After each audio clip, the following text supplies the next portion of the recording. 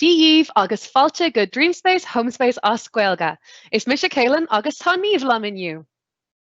Díomh gach duine.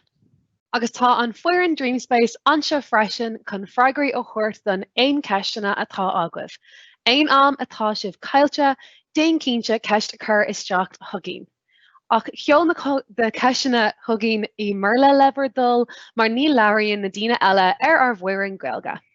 Ná déananig go darmid is féidir an session seo a chur ar sus aon am atá si bheith iarraí agus inis tá níomh chun tús a chur leis an tunscadal. Bantá na bhas.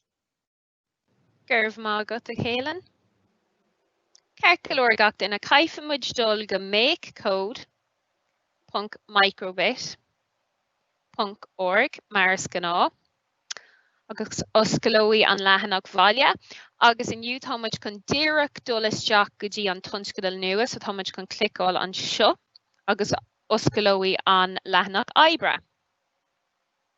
Ceirceoir. So just tógann sé cúpla nóméid, agus tám chun iver 3 chuirsteach mar tá sé sin an seimineár gréasáin an iver a 3 as Gaeilge. Ceirceoir.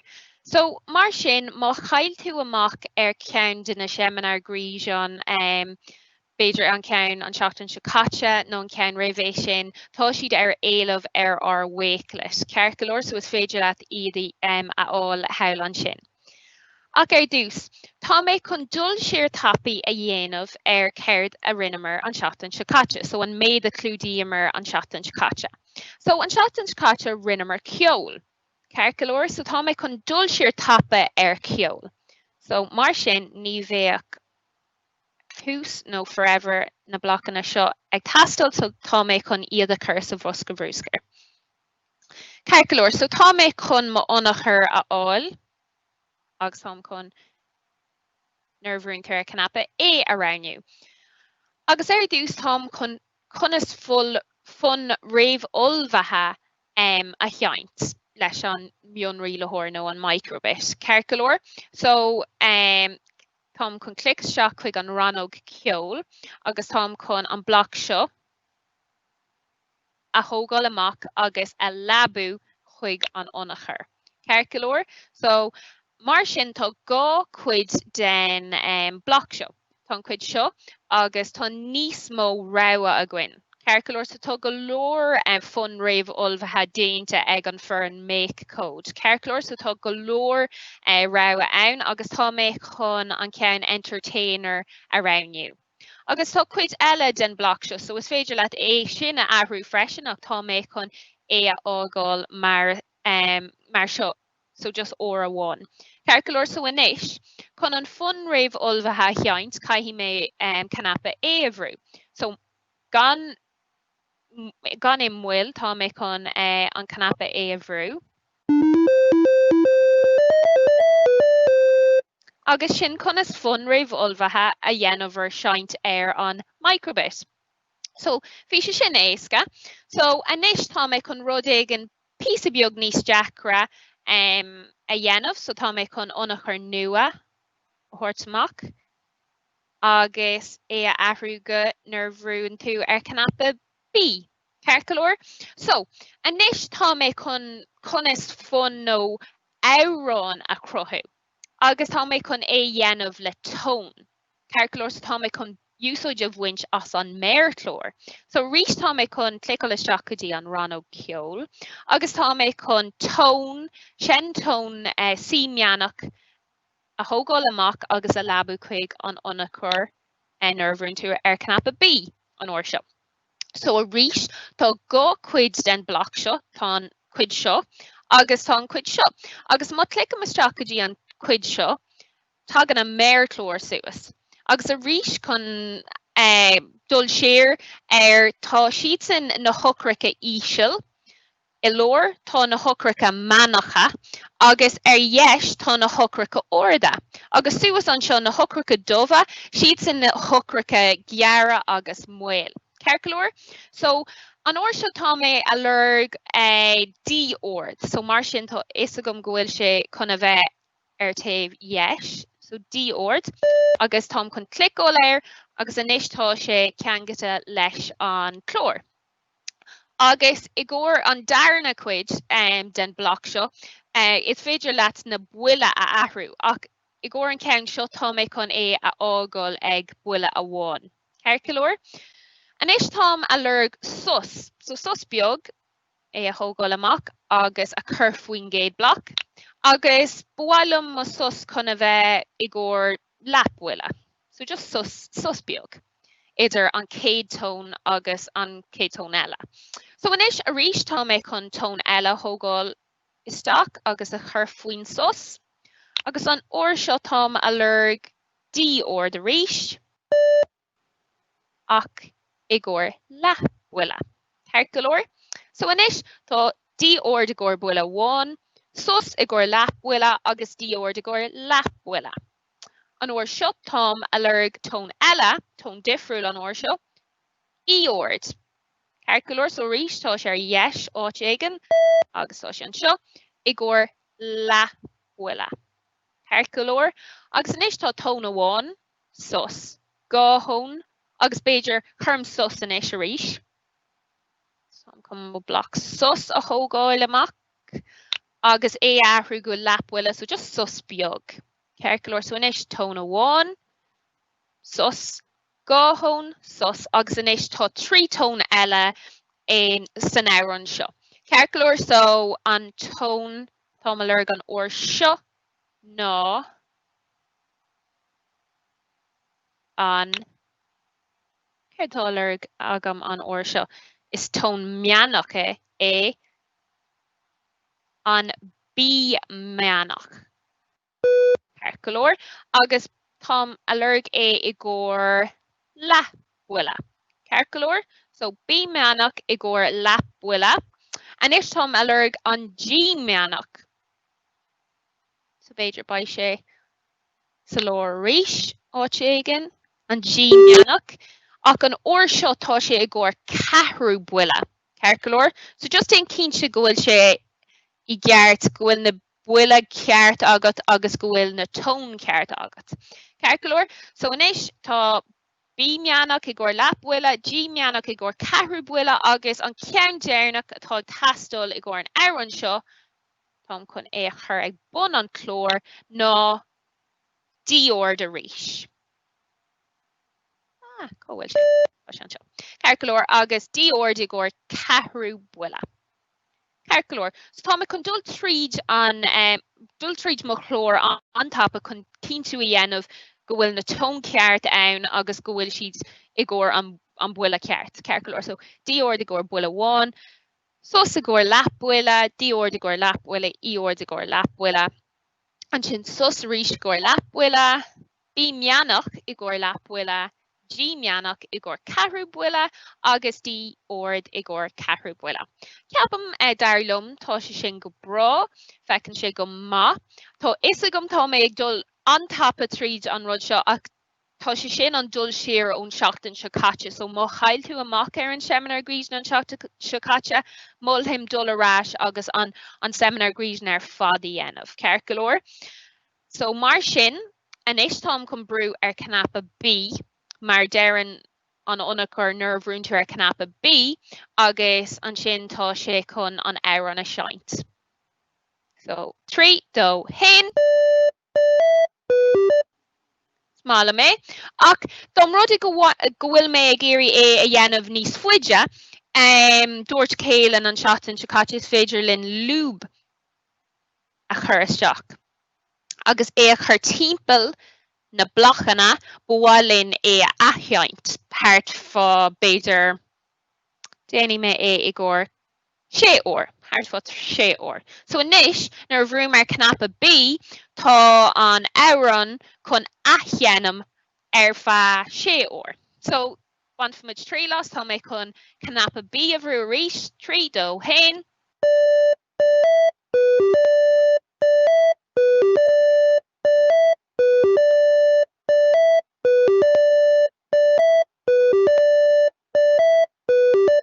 Agus sin é.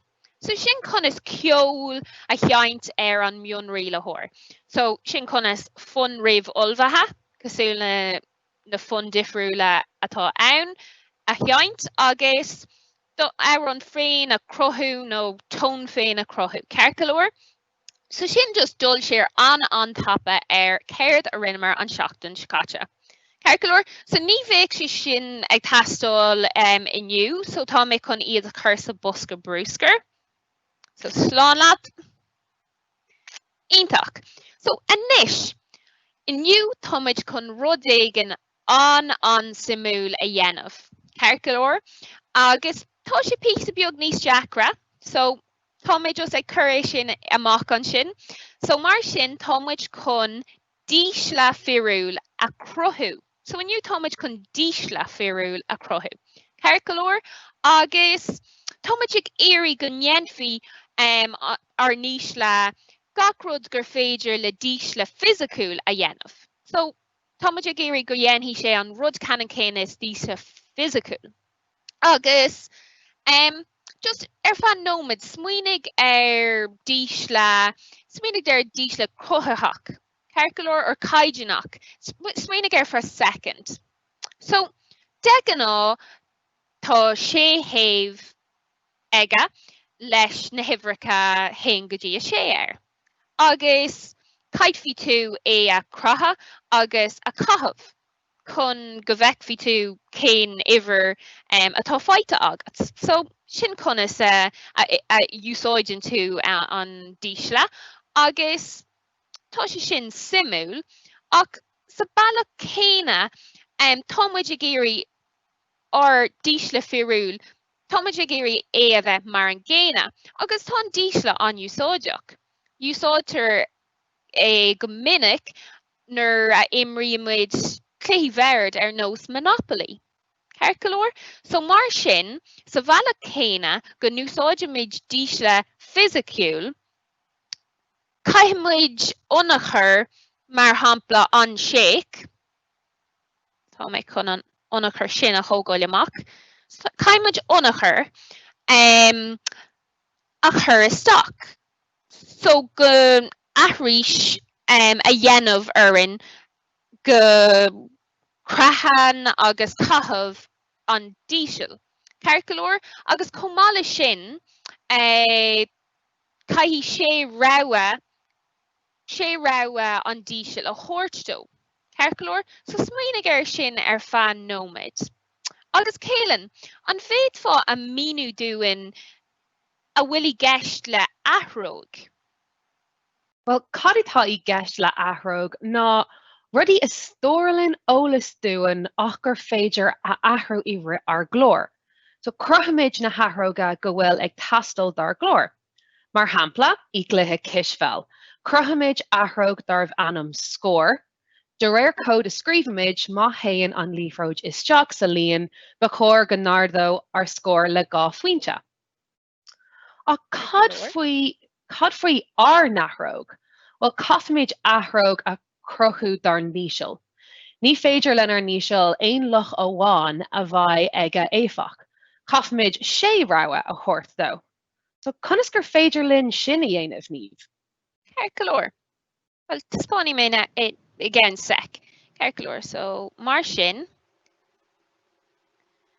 Anois, so tá an ionachar an séic ann, agus caithimid athróga, so dús caithimid ar nathróg a crothú agus animniu. So anois tám chun bhrú isteach chuig an ranóg athróige agus tám chun dísel a thuirt ar mathróg. So mar sin, ag an pointe seo tá trí blochanna ann sa ranóg athróige agus caithí mé mo athróg a thucrú go fioci sé na rogha go randomach. Ceir cos tá sé sin an tábhachtach. Ceir so mar sin chun é sin dhéanamh so chun go fioci ar chlór na rogha go randomach caithimid go dul go dtí an ranóg mata chun bloc mata úsáid. Mar caithfí sé ihir a fiocha agus ihir idir a hain agus is sé I gcóir an hampla seo. So mar sin tám chun dul isteach go dtí an ranóg mata agus féic gur bloc. A fiocin na hifrica go randomach. So an cean seo. Fioc na hifrica randomach idir a nád agus a de. Agus tá chun é a labú chuig an bloc seo. Ach caiime é ahrú mar bhhailm é go fiocin sé idir na hifrica hain agus a sé. I gcóir an díseal. So inis, má crahamid an microbit fearr, fioci sé iver randomach idir a hain agus a sé. Cerculóir. Ach, ní bheidh is aige cén beidir rud le tuspáint dúin. Cerculóir. So, mar sin, támuid ag éirí go thuspáinthí sé beidir rud difriúil de gach éon iver. Onas go mai is a gcuin cén iver a raníoch. So tá sé sin an tábhachtach. Cerculóir. So céilean beidir I gcóir sin caiimid roinnt cnílacha a thucrú. So conas gur féidir linn é sin a dhéanamh. Well, séir is cnílacha ann ná rátíis má an sin nó.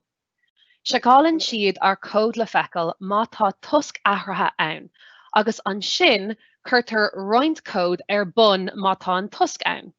Mar hampla, mar béimiis ag fearr ar an amsir, má tá sé greenver inniu, an sin by lón agam taobh wi, nó by lón agam taobh sti. É sin ráte, déthach na cnílacha a bheith níos fuide, mar hampla, má tá sé greenver agus trim inniu, an sin ní caifi mé Makecode taobh wi, nó má an sin tá sé scamalach agus trim, caifi mé Makecode, nó fanfi mé taobh sti. Cerculóir.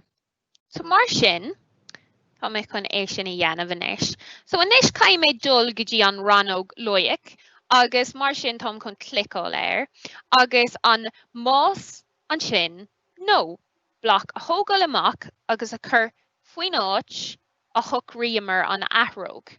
Cerculóir. So mar sin, inis caithí mé na cnílacha dar géad athróg iver a hain. So má fiocin an díseal nó an athróg iver a hain go randomach, caithí mé rud éigean a haspáint, bailach éigean a haspáint iver a hain. So mar sin, caithí mé dul agus an bloc cothram le a all ón ranóg loic a ríis. So an count seo, an cothram le, agus é a labú chuig an bloc seo. Cerculóir. So inis, má raníonn an díseal nó an athróige, so é a labú an seo. An díseal nó an athróige, má tá sé cothram le iver a hain, cílíonn sé sin, gur ranig sé iver a hain, agus caiimmuid tuspáin iver a hain I bailach éigean. Beidir ag ban úsáid as tuspáin Sharon nó tuspáin LED. Agus I gcóir muc cheann tám chun tuspáin LED a bhaint úsáid as. Sam chun an bloc seo a áil amach agus a neadú taobh sticht an bloc seo. So inis, caithim mé beidir Eva a dearóid a léiríonn iver a hain. Tám chun iver a hain a dhéanamh. So inis, má raníonn sé iver a hain, má raníonn an athróg nó an díseal iver a hain go randomach, tá sé chun tuspáin iver a hain dúin. Cerculóir. So déanann sé sin cíl. Ach tá wad níos mó cnílacha ná sin. So tá cuaig cnílacha níos mó agan. Níl sé sin ach ceann amháin agus tá sé rá agan. So caiimmuid na cnílacha eile a thucrú inis. So chun é sin a dhéanamh, tám chun clic ar an himbal móide an seo, agus inis tá an áit seo chun an cothram le a labú isteach a ríis. So caiim mé an áit seo caiith sé sin a bheith agan. So a ríis inis tá mé chun na cnílacha a dhéanamh ar a thucrú I gcóir iver a dó. So rís tá mé chun dul arás go dtí an loic an ranóg sin, agus an chomh le bloc a thógáil amach agus an neadú taobh strict an bloc a rís.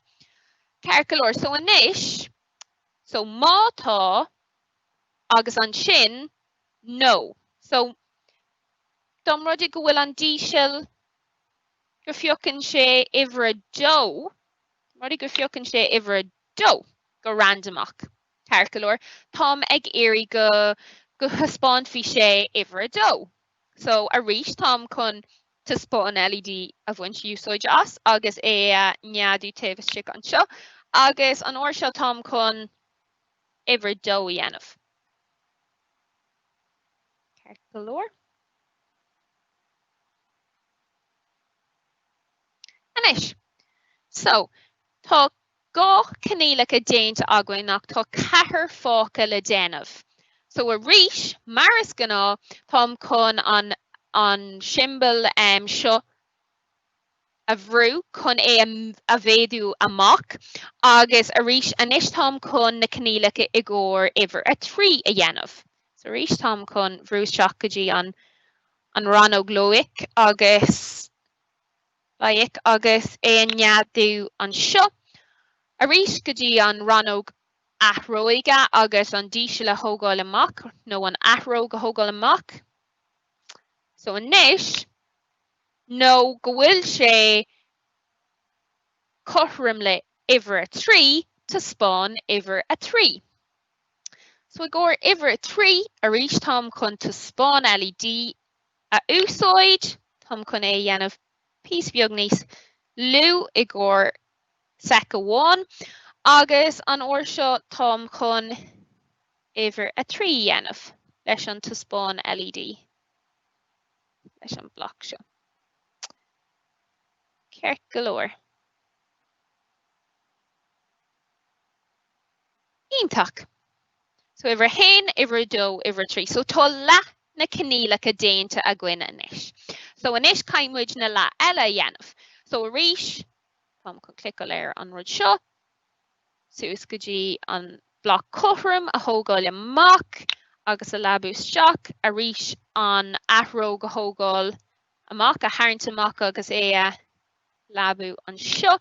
Agus an uair seo, so rinnemer na cineálacha gcóir uimhre 1, so dom rudaí gur fiocann sé uimhre 1 go randomach, uimhre 2, uimhre 3, agus anois támuid ag déanamh uimhre 4. So dom rudaí go fiocann an díseal nó an clór, uimhre 4 go randomach tá sé chun tuspáin uimhre 4 dún. Ceir go leor, so mar sin uimhre a 4.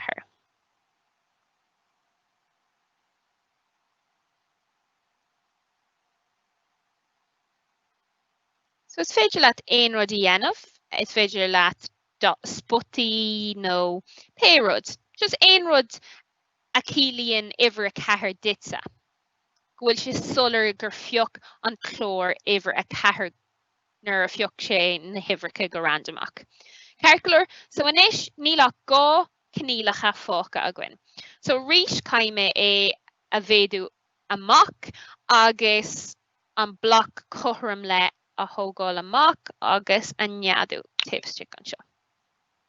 Anois tá mé chun é dhéanamh níos mó agus é chur suas an seo. So an uair seo an díseal, so an athróg, so nó muna bhfuil sé an muna fioc sé uimhre 1, 2, 3 ar 4, an sin caithfí sé é a fiocha uimhre 5 nó uimhre sé. So mar sin an díseal, mátá sé chomh le uimhre 5, tá spáin uimhre 5. So mar an ggéine an tamar fad.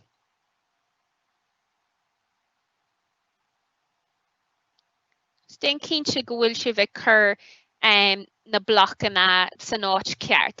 Agus mátá si bheith géirí is féidir leat an seimineár gríomh na chur sos anois, agus just cíntiú a dhéanamh go bhfuil do athróg déanta geart agus go bhfuil na blochanna ceart agat. Ceir go leor. So anois tá mé chun uimhre 5 a dhéanamh.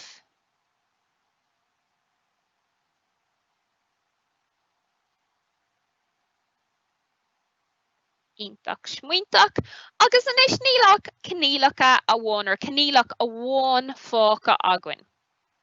So arís sin an ordearna caithí mé an simbal móide a bhrú agus inis arís dul agus an bloc chomh le a labú isteach chuig an chlór. Agus inis mátá an dísil má fiocan sé nó an athróg iver a sé sa mátá sé chomh le iver a sé tá spáin iver a sé dúin. Heck galore. Agus tá mé chun an Eva a dheara a léiríonn iver a sé.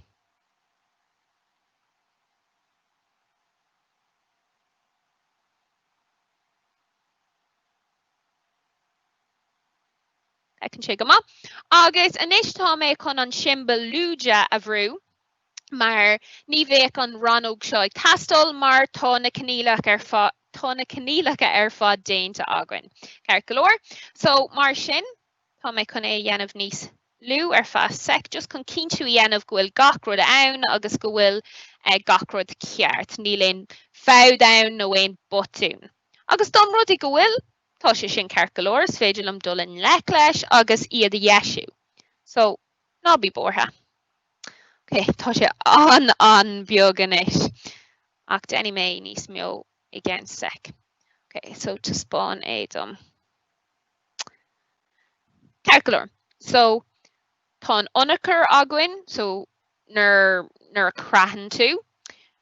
Agus tá sé socróimid é chun iver a fiocha go randomach idir hain agus a sé, sin ceart go leor.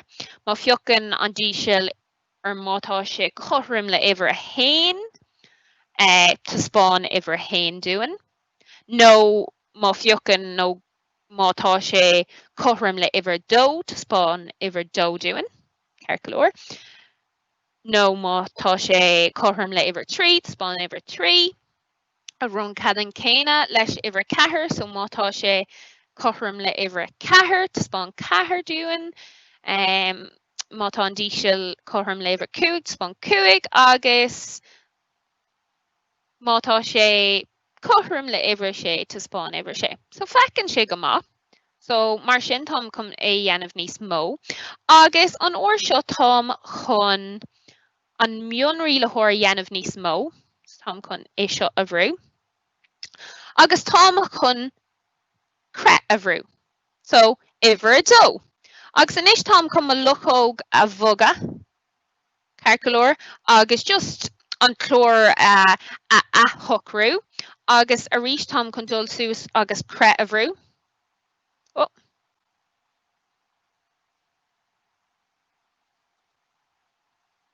Prónarm. Ceapantá sé tar éis gúna orm. Ach sin go bra, mar tá sé agam an seo. Rinnemer é níos luútha. So rinnemer é mar thar leis sin níos luútha freisin domsa, so bhí sais backup agam.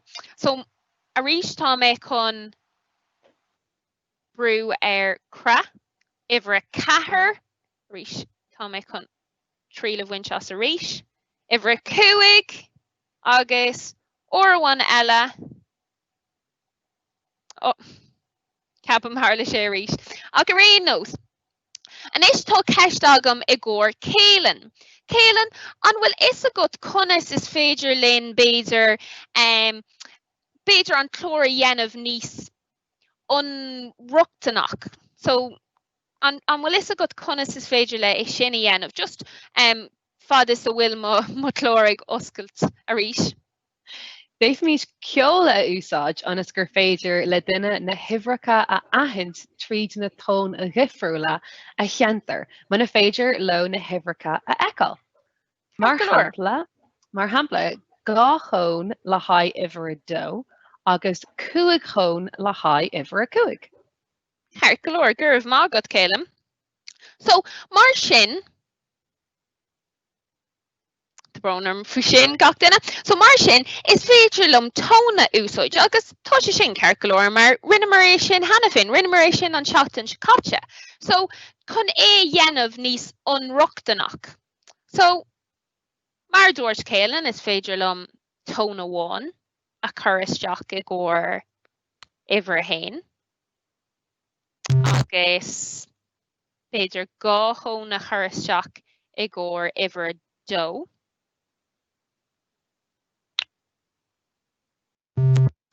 Agus 3 tón I gcóir ihre a 3. So gá hóna I gcóir ihre dó, 3 tón I gcóir ihre 3 is a lehead. Agus just any me chun tríal a bhaint as. Agus tásúla gom ní dúnhí sé a rís ach any me just or 1, so curry me 3 I gcóir. Agus baise sin tábhachtach I gcóir do dúsland don bhaile, so just dincín si bhfuil sibh ag fécint agus bhfuil sé ag denmh cíaldit. Oh, rinne me darmad ihre 3. So 3 tón I gcóir ihre 3. So just déanann sé sin níos inreachtanach agus tá sé sin tábhachtach. Cos ní gach duine in gach rud a eáil agus tá sé das dom rud I bhfuil gach duine in a bheith páirteach den béidir cluiche bhard nó pe rud atá sé bheith déanamh. So tá ihre 4 beagnach déanta a gcuin agus níl gá fáca, so ihre 4 seo agus níl gá fáca a gcuin agus an sin banfuid 3 las. 1, so tá 4 tón níos mó ag tastal an éisi gcóir ihre 2 mar tá 2 tón in an omláin I tastal ag gcóir an ceann seo. 3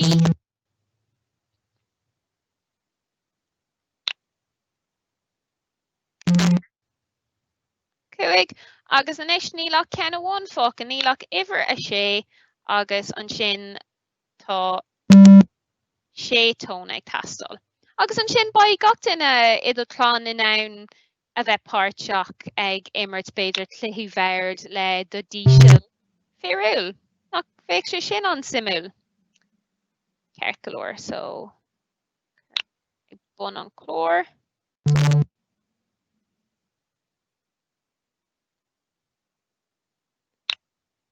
Three. Rinne me botún an sin ach ceapam. Mé lech leis 4 agus nílach 2 tón níos mó. Agus an sin táid críicnathe. 2 agus 6. Anis. Tá na tón ar fad ag an chlór. Agus fecinn sé agsúla seo tá mé chun dhéanamh a bhád níos lú, just chun taspáin díobh.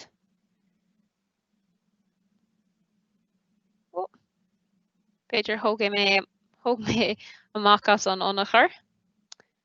So caiim mé thugil amach agus a chur faoin glór agus arís an bloc seo a chur ag ar bór. Anis. So fecinn sé agsúla sin tóna 1 ag gcóir ihre hain, 2 tón ag gcóir ihre dó, 3 tón ag gcóir ihre 3 agus is a rilla. So mar sin, déanann sé an chlór a bhád níos anreachtanach. So tá mé chun 3 le bhaint seo,